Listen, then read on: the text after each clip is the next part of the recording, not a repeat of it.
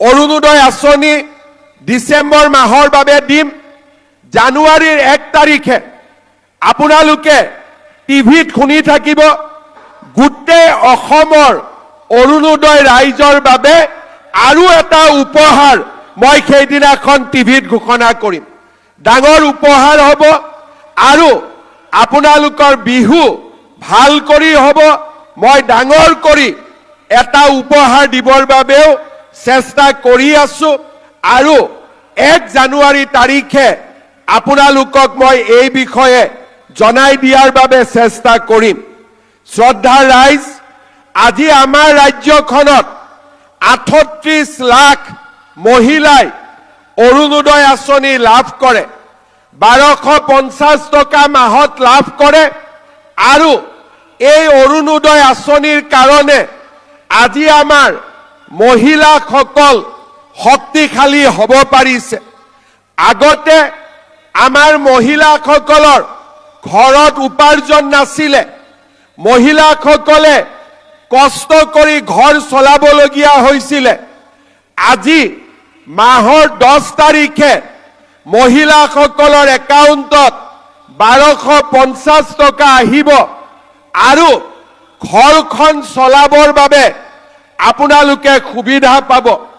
অকল সেয়ে নহয়, 1250 টকাৰ আমি অৰুণোদয় পালো। প্ৰধানমন্ত্ৰী নৰেন্দ্ৰ মোদী ডাঙৰীয়াই আমাক 5 কেজিকৈ বিনামূলীয়া চাউল দিয়ে। যদি এখন ঘৰত 20 কেজিকৈও আমি চাউল পাওঁ, আমাৰ 1000 টকা, 800 টকা তাৰ পৰাও আমাৰ সঞ্চয় হ'ল।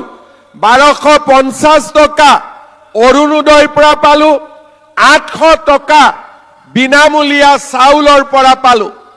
এতিয়া মই যেতিয়া সৰু আছিলো, গাঁৱত দেখিছিলো যে ঘৰত যদি কোনোবা অতিথি আহে, ঘৰত চেনি নাথাকিলে আমাৰ মায়ে কাষৰ ঘৰৰ মানুহৰ পৰা চেনি খুজি লৈ আহে যে 1 বাটি চেনি দিয়ক।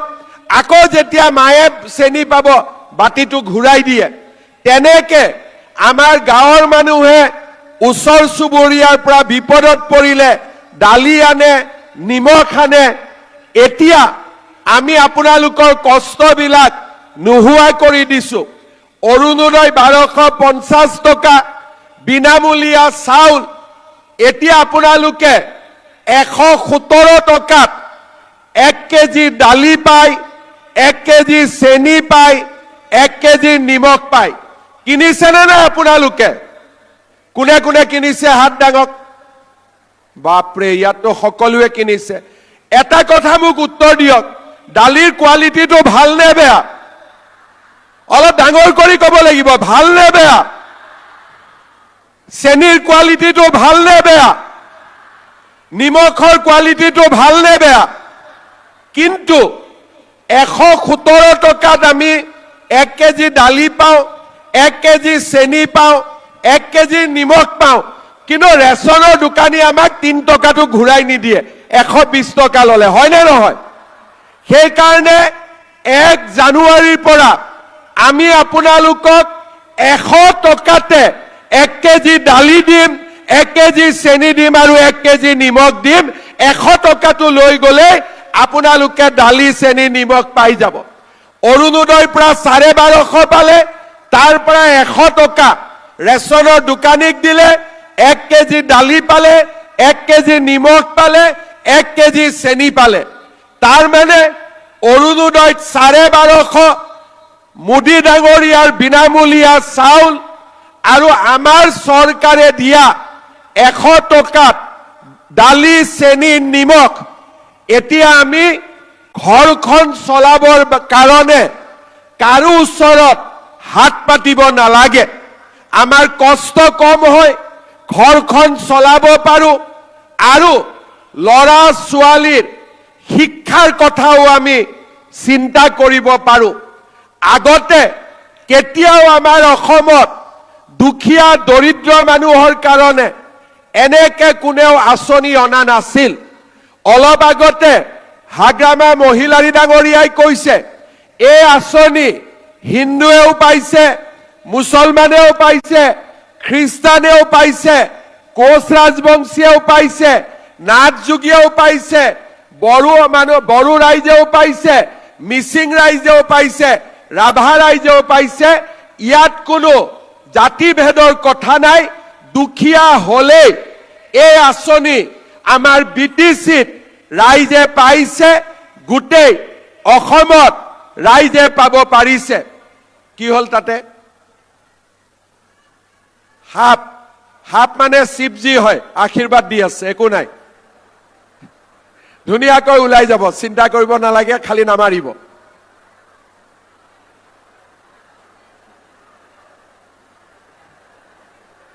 অলপ আমাৰ ভলেণ্টিয়াৰ সকলে চাই দিয়ক।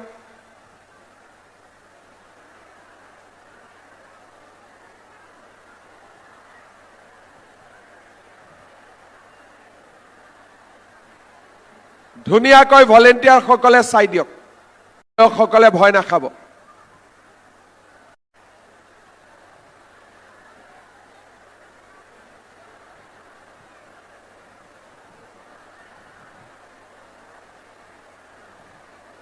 গলনে নাই ওলাই?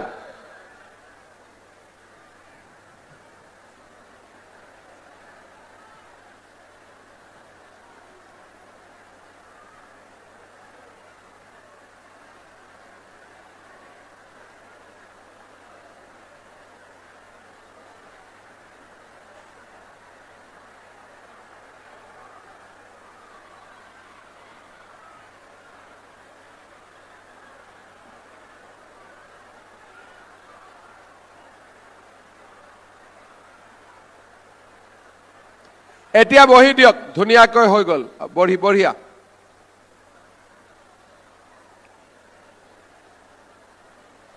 এতিয়া ধুনীয়াকৈ বহি দিয়ক, কোনো চিন্তা কৰিবলগীয়া নাই।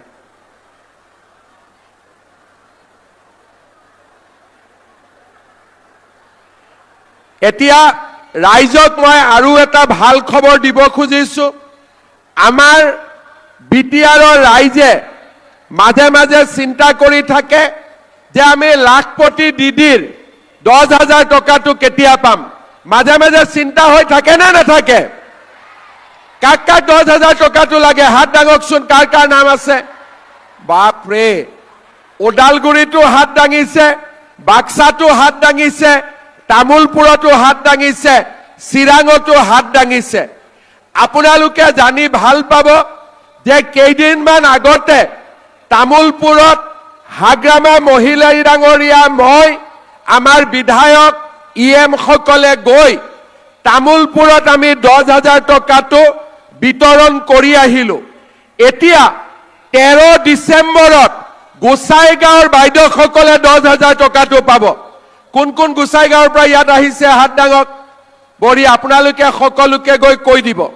17 ডিচেম্বৰত দতমাৰ বাইদেউসকলে পাব 10,000 টকাটো। দতমাৰ পৰা কোনে কোনে আহিছে? বঢ়িয়া, এনে বাপৰে ইমান আহিছে দতমাৰ পৰা। আপোনালোকক 13 তাৰিখে গোসাইগাঁৱত হাগ্ৰামা ডাঙৰীয়া আৰু আমাৰ জয়ন্ত মল্ল বৰুৱা ডাঙৰীয়াই গৈ 10,000 টকাটো বিতৰণ কৰিব। দতমাটো 17 তাৰিখে বিতৰণ কৰিব। আৰু এনেকৈ আমি জানুৱাৰী মাহৰ 20 তাৰিখৰ আগতে সকলোকে বিটিআৰত আমি 10,000 টকাটো পোৱা কৰি দিম। ভাল হ'ব? যদি ভাল হ'ব ডাঙৰ কৰি এটা হাত চাপৰিব যাওক। যোনে যোনে 10,000টো পাব ডাঙৰ কৰি হাত চাপৰিব যাওক। বঢ়িয়া। তাৰ মানে আপোনালোকে চাওক, আমাৰ চৰকাৰৰ পৰা অৰুণোদয় পালো, 10,000 টকা পালো, বিনামূলীয়া চাউল পালো, আমি 10,000 টকাৰ লাখপতি দিদি পালো, আৰু 100 টকাত দালি পালো, চেনি পালো, আৰু আমি নিমখ পালো। ইমান দিনে আমাৰ চৰকাৰৰ নিযুত মইনা আঁচনিৰে আমি ছোৱালীসকলক পঢ়াৰ ব্যৱস্থা কৰি দি আছিলো। 1 জানুৱাৰীৰ পৰা মই নতুন আঁচনি এটা ঘোষণা কৰিম। ল'ৰাবিলাকেও এতিয়া পঢ়িবৰ বাবে চৰকাৰৰ পৰা ছোৱালীৰ দৰে সুবিধা পাব। তাৰ মানে মাকৰ কষ্ট কিমান কমি গল, দেউতাকৰ কষ্ট কিমান কমি গল। অৰুণোদয় আহিলে, নিযুত মইনা আহিলে, বাবু আঁচনি আহিলে, চাউল আহিলে, দালি আহিলে, নিমখ আহিলে, চেনি আহিলে, লগত 10,000 টকাটো আপোনালোকে পাই যাব। ভাল হ'বনে বেয়া হ'ব? ভাল হ'বতো। মই কিয় এইখিনি আপোনালোকক শুনাই দিলো, ৰাতিপুৱাটো আপোনালোকে ভাত খাই অহা নাই, অন্ততঃ মোৰ কথাখিনি শুনিলে যাতে পেটটো ভৰি যায়। এতিয়া ভৰি গ'ল নে নাই? পেটটো ভৰি গ'ল। কাৰ কাৰ পেটটো ভৰি